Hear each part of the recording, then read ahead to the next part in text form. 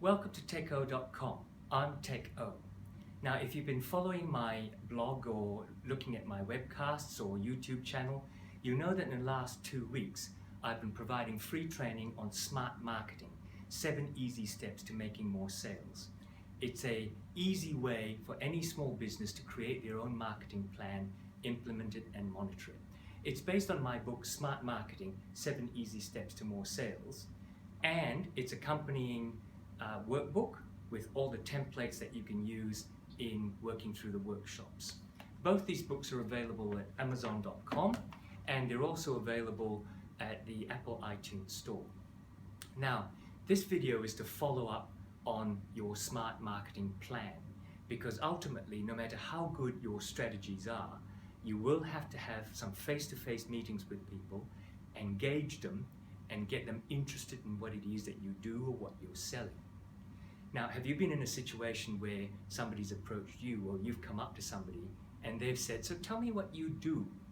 And you've gone, I came from such and such a background and I trained in this and I now work in this company where I sell these great boxes and these boxes are of that shape and you end up talking drivel or you get tongue-tied, and within a minute the guy very politely says, oh, look, it's really nice to meet you. I'll just see a friend over there I'll go and talk to.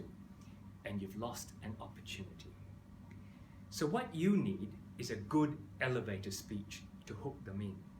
What's an elevator speech? It's a quick summary of you or your company or your product or all together, wrapped up in a message that provides a whiffer, a what's in it for me.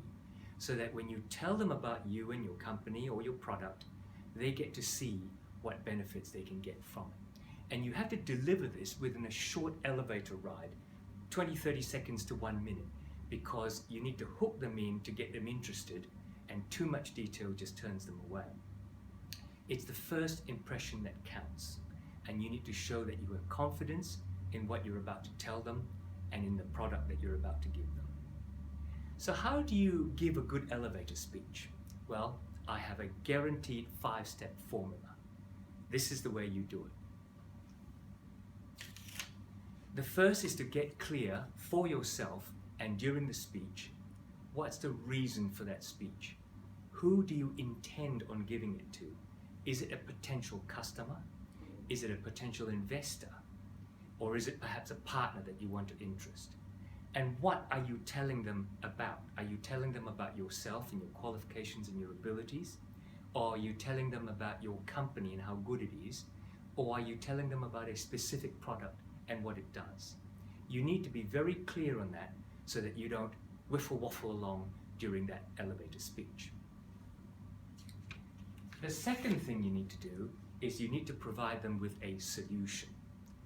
Often it's a solution to a problem they might not even realize they have. So in this section of the speech, you explain what you do, or your company, or your product, depending on what you've decided that you're telling them about.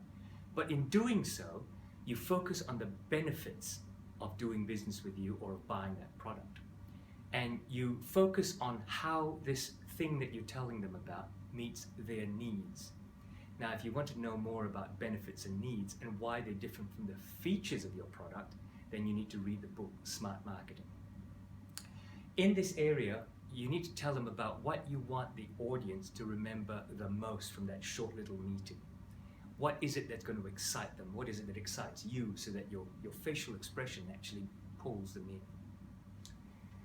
in? The third thing you need to do is to tell them what your USP is, your unique selling proposition. This is what makes you different from others. So you include a sentence like, look, unlike the others, we do this. We don't do this. Unlike other engineers, I focus on such and such. Unlike other boxes of cornflakes, this one provides you with snap, crackle, pop, and fizzle. So it's that special thing that differentiates you from everybody else. In the fourth step, you ask them an engaging question.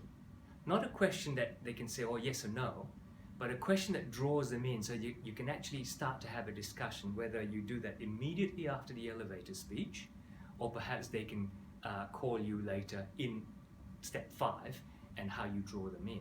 So the question is includes a question like, so tell me, do you have a problem where you do such and such? And they say, well, yes, I do. Well, that's interesting because this product does exactly that. It creates this, it creates that, it solves that solution. So you ask them a question which engages them and starts a discussion about how your product can help them. And then number 5 is your call to action. Don't give an elevator speech about how good you are and walk away. End by telling them what they should do. So your next step should be, so if you're interested in this, let me call you on such and such. What date would it be? So what you now need to do is go to the website and do this. And that gets them interested, and it gives it puts the ball in their court. They're going to have to do something next. So those are the 5 elements of your perfect elevator speech. How do you get to use this content? Well, there are 3 things you have to do. The first thing, you can't just play it in your mind. You've got to write it down, because the whole idea is that you need to remember the key elements of the speech so that you can give it off point after point after point faultlessly. It's not ad hoc, because as soon as you start to say, oh yes, I can make it up, you start to enter into drivel territory or tongue-tied territory.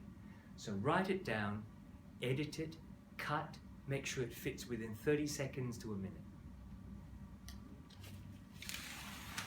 The second thing you need to do is practice, because again, if this is going to be in memory, you need to practice it. And I would suggest that you practice it in front of a mirror so that you can actually see how your body language changes as you're talking about different things, exciting things that you can lean forward, questioning things and you take a step back and open up.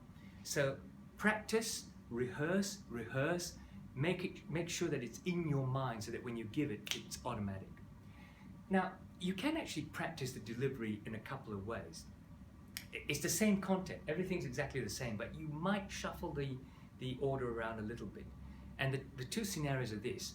The first one is where you approach someone. You go to someone and you say, hi, my name is such and such. Are you interested in me telling you about this? Because this is how it could help you. Another scenario might be where you're introduced to someone and they come up and they say, oh, hi, and what do you do? So you have the key elements, but you might produce them at different stages in order to satisfy the way that you were introduced to this person. Now, the third thing you have to do, I would highly recommend you have a number of giveaways handy all the time in your pockets.